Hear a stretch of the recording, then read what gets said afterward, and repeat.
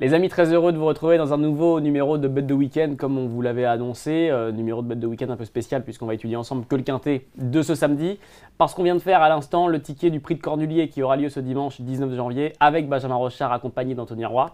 Cette vidéo-là, vous la découvrirez ce vendredi 17 janvier sur notre chaîne YouTube. Mais en attendant, un quintet nous attend, ce sera donc ce samedi. Le décor a un peu changé parce que comme on vous l'a dit, on a fait le papier avec Benjamin Rochard, donc on est dans la social room de Vincennes, hébergé par le trotteur français. Et en attendant, Anthony Roy est là, comme tout à l'heure. Il sera aussi là avec Benjamin, il est aussi là juste avec moi. Comment ça va, Anto? Salut Elliot, ça va très bien, bonjour à tous. On va donc avec Anthony faire le papier du prix de Granville qui aura lieu ce week-end sur l'hippodrome de Vincennes, avant donc l'épreuve reine au monté.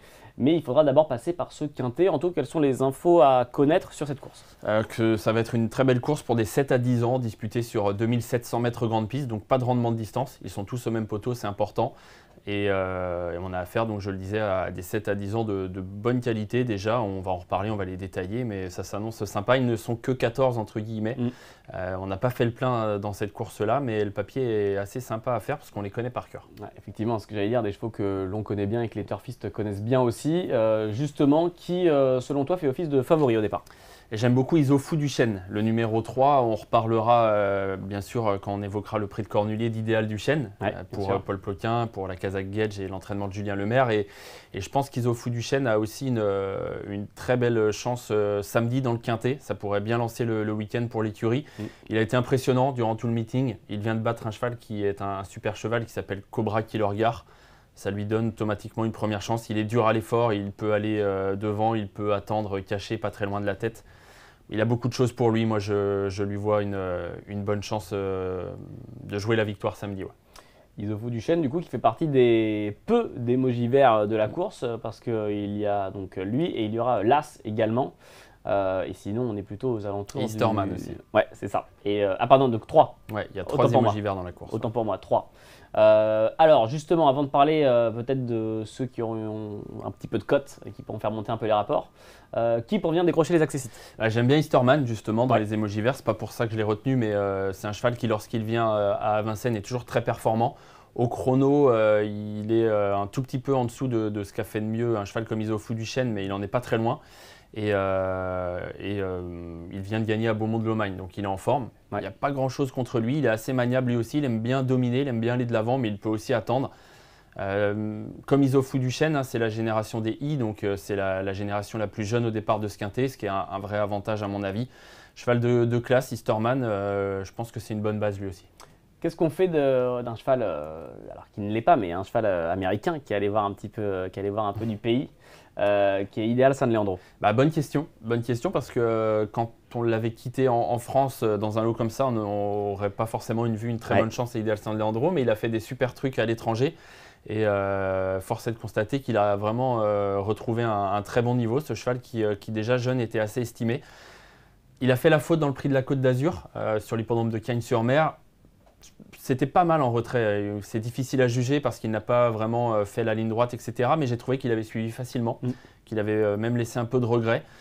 Donc je m'en méfie d'Ideal San Leandro. Il a créé de belles surprises à l'étranger en prenant des places dans des groupes 1. Et dans ce quintet, pourquoi pas au moins une place, quoi. Je pense que c'est jouable.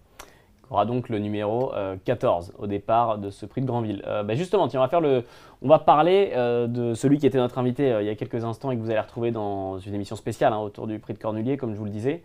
C'est Benjamin Rochard qui va être associé à Asian Fight Song, chorale numéro 11.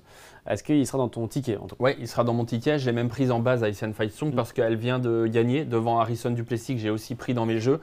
Et elle est en pleine forme. Elle a toujours montré de la classe, cette jument. Elle a toujours été assez bonne. Elle ne sera pas déférée des 4 pieds, elle l'était la dernière fois. Elle sera plaquée devant et déférée derrière. C'est déjà pas mal, je dirais, mais elle n'est pas complètement déférée. Elle avait vraiment couru battue quand elle était venue gagner son quintet devant Harrison Duplessis. Donc c'est une jument à préserver dans un parcours, ça comporte des risques. Je la vois un petit ton en dessous d'un cheval comme Isofou du Chêne, mais pour les places, je trouve que c'est complètement jouable. Pour être 3, 4, 5e, ça me paraît possible.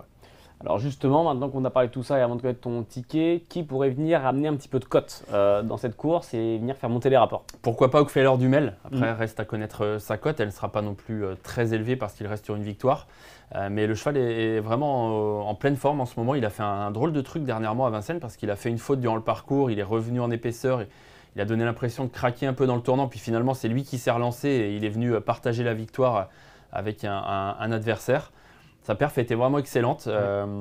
C'est un cheval de qualité. Il n'a pas Eric Raffin sulky. Eric Raffin qui le drivait la dernière fois, c'est Pierre Belloche qui va le retrouver. Mais je l'ai gardé en associé. Voilà. Pour pimenter les rapports, je pense que c'est possible. Comme ce n'est pas Eric Raffin, la cote serait automatiquement plus élevée. Et s'il répète ses dernières courses, il peut faire l'arrivée du quintet. Écoutez, je vous propose qu'on fasse le ticket, qu'on découvre le ticket d'Anthony pour ce prix de Granville qui aura lieu ce samedi 18 janvier à Vincennes. Donc, départ 15h15. Anton, on t'écoute. Que faisons-nous et dans quel ordre? Alors, que faisons-nous? J'aime beaucoup Isofou Duchesne, je l'ai dit. Je pense qu'il va être dans les 3 encore une fois ce samedi. Et c'est une vraie première chance pour ce quintet. Donc, le 3 en tête, Isofou Duchesne. J'aime bien aussi le 8 Easterman que j'ai placé deuxième. Ces deux I me semblent vraiment incontournables avant le coup. Ensuite, j'ai gardé la ligne d'un quintet assez récent, un quintet dans lequel Haitian Fight Song venait battre Harrison Duplessis. J'ai inversé l'ordre. J'ai mis Harrison Duplessis cette fois devant Haitian Fight Song.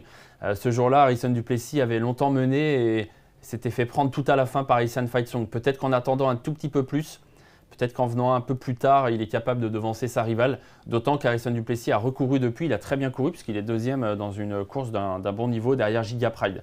Donc ça me fait 3, 8, 12 et 11 et je leur ai associé plusieurs chevaux, l'As Oakfeller Dumel qui je l'ai dit est en pleine forme. J'ai également gardé dans mon ticket tout en bas le 14 Ideal San Leandro et puis j'ai aussi gardé dans mes jeux Azur d'Herpé qui est un cheval qui a un petit peu de moyens, qui est peut-être un peu moins fort sur la grande piste et Habit de soirée qui reste sur une victoire. Une formule identique à, sans trop spoiler, mais identique à ce que tu as fait pour le prix de Cornulier. Mais ça, les gens le découvriront dès demain, dès ce vendredi 17 janvier sur la chaîne YouTube d'Equidia. Anto, merci beaucoup. Merci à toi, Elliot. Bonjour à tous. Merci à vous de nous avoir suivis. Comme je vous le disais, on se retrouve du coup ce vendredi sur nos différents réseaux sociaux pour que vous puissiez profiter de Benjamin Rochard qui fait le papier avec nous du prix de Cornulier. Il sera associé à Jean Balthazar et il vous dira ce qu'il pense des principales favorites au départ de ce quintet.